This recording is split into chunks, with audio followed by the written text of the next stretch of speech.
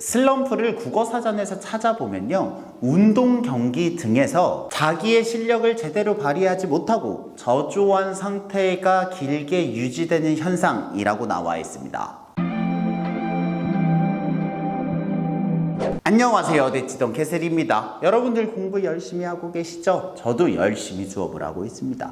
오늘은요, 학생들과 학부모님들이 한 번씩 경험한 슬럼프에 관한 이야기를 해보려고 합니다. 실은 저도 최근에 유튜브를 쉴 정도로 슬럼프가 왔었기도 했는데요, 지금은 다행히 잘 극복을 하고 있습니다. 그리고 수업을 해보니까요, 어떤 학생들이 슬럼프에 걸려있고 안 걸려있는지가 구분이 되더라고요. 그래서 그 학생들이 슬럼프를 극복하는 방법에 대해 이야기를 해보려고 합니다. 우선 슬럼프의 정의에 대해서 알아야겠죠. 슬럼프를 국어사전에서 찾아보면요, 운동 경기 등에서 자기의 실력을 제대로 발휘하지 못하고 저조한 상태가 길게 유지되는 현상이라고 나와 있습니다. 한마디로 성적이 안 좋은 거죠. 그런 상황에서 저는 선생님이니까 당연히 학생들을 도와야 되는데요, 슬럼프를 극복하는 첫 번째 방법은요, 건드려야 되는 학생과 건드리면 안 되는 학생을 구분하는 것입니다. 이게 무슨 말이냐면, 해서 될 것 같으면 하는 거고요, 해서 안 될 것 같으면 하면 안 됩니다. 제가 생각할 때 조치를 해선 안 되는 학생이 크게 두 유형이 있습니다. 첫 번째로는 열심히 하는데 아직 성과가 나올 시기가 아닌 학생들입니다. 아시겠죠? 이게 오늘 수학을 열심히 해야겠다라고 생각을 한다고 해서 한 달 뒤에 바로 성과가 나오는 게 아니잖아요. 이렇듯 성과가 나오는 그 절대적인 시간이 있는데 그 시간에 도달하지 못해서 성과가 안 나오는 경우라면 건드려서는 안 됩니다. 왜냐하면 더 자극을 한다고 해서 퍼포먼스가 더 올라가지 않기 때문이죠. 두 번째로는 제가 경험했던 거기도 한데요, 학생 스스로 자기의 슬럼프의 원인이 어떤 것인지 명확히 알고 있는 경우입니다. 오해하시면 안 됩니다. 어머니가 알고 있는 거 말고 학생 스스로 알고 있는 경우입니다. 예를 들면 어떤 학생이 연애가 잘 안 되는 경우가 있어요. 그러면 평소에 열심히 하다가도 그 기간에는 이제 연애 상태에 따라서 성과가 출렁출렁 하더라고요. 이런 경우에는 학생 스스로 연애 때문인 걸 알아요. 그렇기 때문에 스스로가 그 상황을 개선하기 위해 노력을 하고 있는데 옆에서 뭐라고 한다고 해서 그 해결 시간이 줄어들지는 않습니다.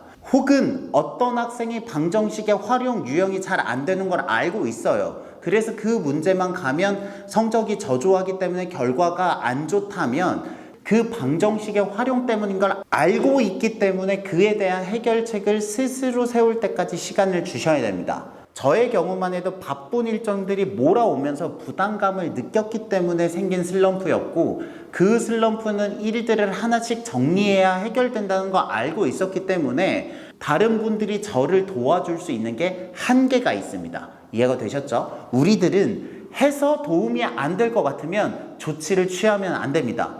이렇게 스스로 열심히 하지만 아직 성과의 시기가 도달하지 않은 학생과, 두 번째, 자기의 슬럼프의 원인을 스스로 명확하게 알고 있는 경우는 큰 마음을 먹고 기다려 주어야 된다고 생각합니다. 되셨죠? 두 번째로는 슬럼프 극복 방법에 관한 이야기입니다.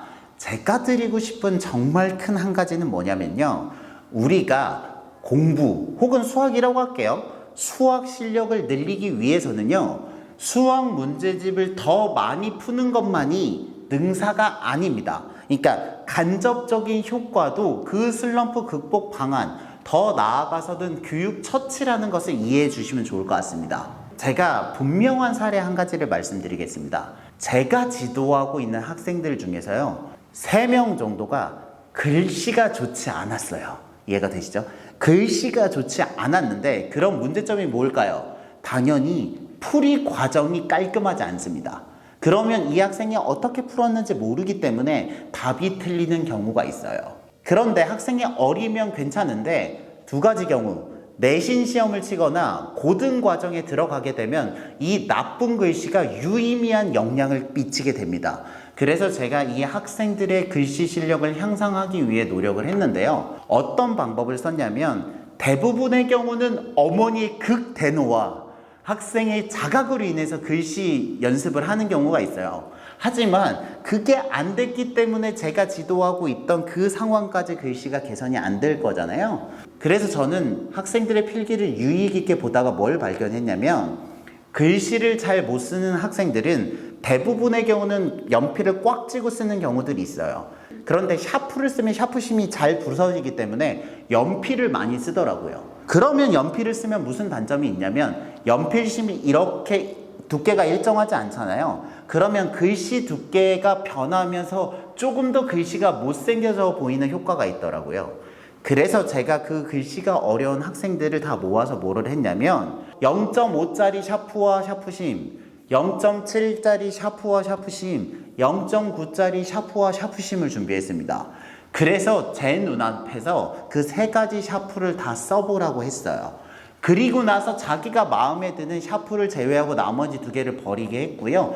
그 샤프를 꾸준히 쓰게 했습니다. 그랬더니 높은 확률로 0.7mm짜리를 선택을 하더라고요. 어떤 학생은 0.9를 선택하기도 했습니다. 그렇게 해서 글씨를 쓰니까 어땠는지 아세요? 샤프심의 두께가 일정하니까 학생의 글씨가 한결 수월해 보이더라고요. 그래서 한 달 정도 지속적으로 연습을 하고 있고요. 예전보다는 유의미하게 좋아졌습니다. 물론 샤프만 바꾼다고 되는 게 아니라 옆에서 의식적으로 노력하는 부분을 해야겠지만, 샤프의 종류를 바꾸는 것만으로도 글씨 쓰기 향상에 도움이 된다는 겁니다. 아시겠죠? 큰 틀에서 보면 슬럼프를 극복하는 방법에 있어서 수학 공부 시간을 더 늘리는 것 말고 공부 환경을 바꾼다든지, 좋아하는 콘서트를 데리고 간다든지, 아니면 잘생기거나 예쁜 선생님으로 한번 수업을 의뢰하는 등 우리가 생각하는 직접적인 효과 말고 간접적인 효과까지 고려하셔서 슬럼프 극복 방안을 생각해 보시면 의외로 다양하고 기발한 방법을 생각해낼 수 있을 거라고 생각합니다.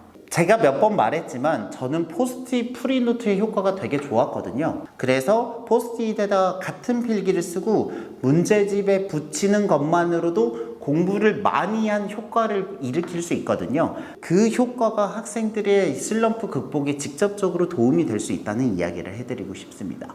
샤프 바꾸기와 포스트잇 프리노트는 가벼운 마음으로 시도해 보시면 좋겠습니다. 슬럼프를 극복하는 좋은 방법 중에 세 번째 노하우는요, 주변의 전문가들을 적극적으로 활용하는 겁니다. 이게 우리들 모두 컨디션이 안 좋을 때가 있지만 그럴 때는 의욕이 없거든요. 그런 상태에서 스스로 극복하는 건 좀 어려울 수 있어요.